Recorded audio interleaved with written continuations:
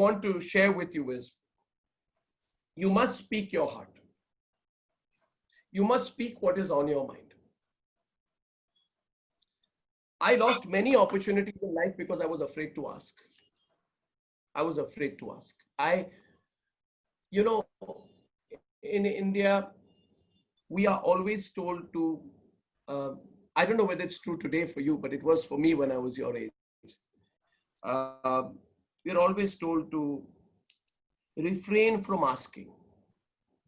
We are told that, suppose you want an assignment, a project, a job. We are told, work hard and it will come to you. Yeah, of course we believe in that. But life is not about divine providence alone. Sometimes you must ask, you must seek. If you feel you are deserving, you must share. If you want a project, you must talk to your professor. I lost many reporting assignments because I was afraid to go to that room and say, can I go? Can I do it? And then later somebody will tell you, but you never asked. It's a very simple lesson in life, which I tell young people right now. How will I know if you don't tell me? And the same applies to me now, which is why in my office I say, there's an open door. Come and ask. We'll not send each other emails. We'll talk to each other.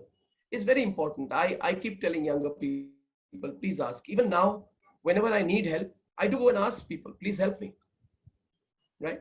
So we are in an economic crisis of COVID right now. I do ask advertisers, please advertise more in news channels. Otherwise, how will we do our job? There is no harm in asking if you ask with honesty. But that's not the lesson I want to tell you. That's on an aside. I want to talk to you about speaking your heart. Speak your heart and come to the core issue right at the start. I now want to give you another example.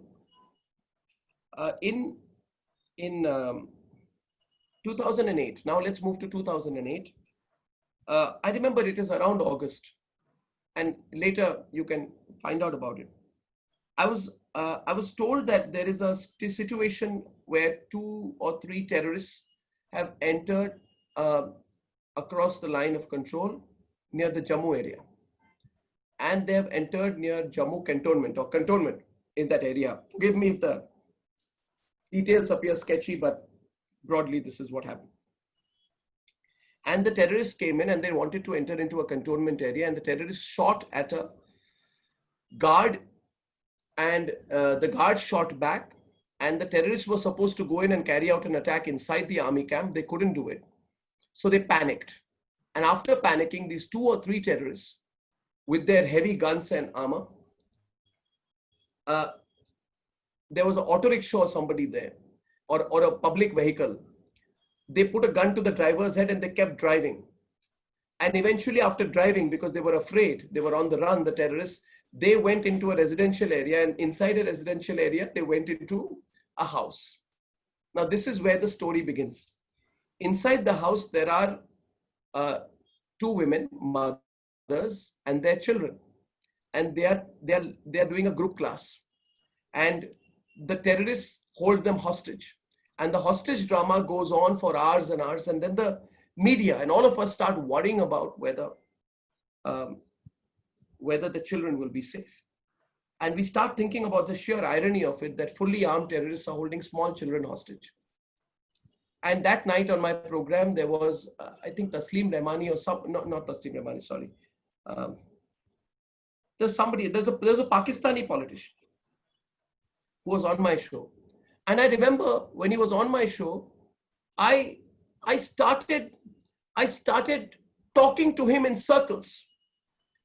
And I started discussing with him. And I tried to convince the Pakistani guests that what the terrorists were doing was wrong. And they were giving me straight-jacketed diplomatic replies. You know, Pakistani diplomats are very well trained at giving you straight-jacketed replies, which can frustrate anyone. And eventually, I simply asked the Pakistani guest that, can you tell me whether the people who are holding the children hostage are cowards? And that language are you using?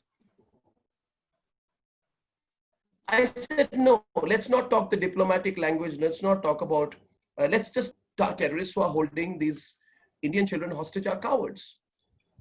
And he was not responding, but I could see that I was told that from my newsroom that there are a lot of people who are responding to your question. So my producer said, ask that question again. So I said, can you tell me, Mr. Minister, are these people who are holding the Indian children hostage are cowards?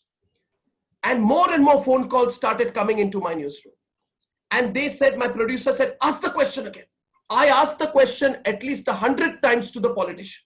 That was the first time I had a walkout from my program.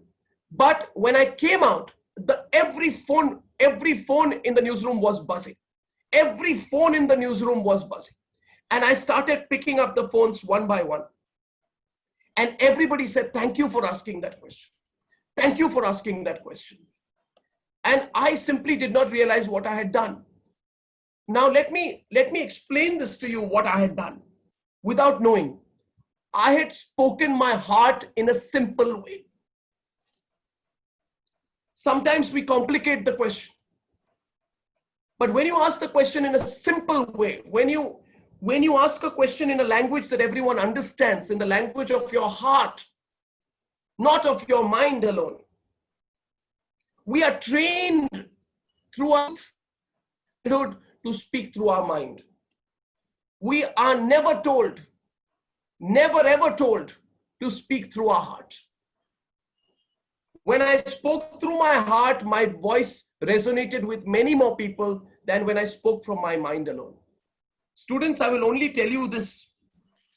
This was the biggest lesson in my life and the turning point in my career. And I'll tell you why. From 2008 alone, my journalism changed. I now speak more from my heart than my mind. Not that it's completely mindless, but I let my heart step forward first. If my heart tells me a story is correct, it is correct. If my gut instinct tells me that Sushant Singh Rajput has not been killed in normal circumstances, I go with my heart. If my heart tells me that there has been an act of corruption, I go with my heart. If my heart told me that Kalmadi was corrupt and the CWG scam happened, I go with my heart. If my heart told me that the other scam happened, I go with my heart. And when the Chief Minister of Maharashtra at that time, Ashok Chavan, called to warn me to take back the other story, with my heart, I told him it is not possible. So I respond with my heart. And a few months after the incident I spoke to you about, there was another incident, which was the incident of, I see Professor Vaidyanathan here. Good afternoon, sir. Is that you, sir? Good to see you, sir. There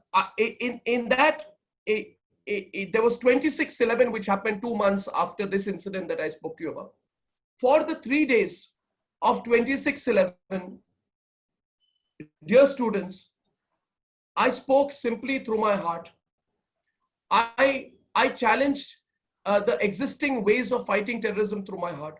I involved people after 26/11 in public campaigns through my heart. When the Anna agitation happened, and my mind told me that I don't trust the people leading the agitation, whether it is Prashant Bhushan or Yogendra Yadav or even Arvind Kejriwal, I did not trust them. But my heart told me that the fight was good, even if the individuals I did not agree with. So I always told myself, you may not agree with the individuals, but the battle against corruption is greater.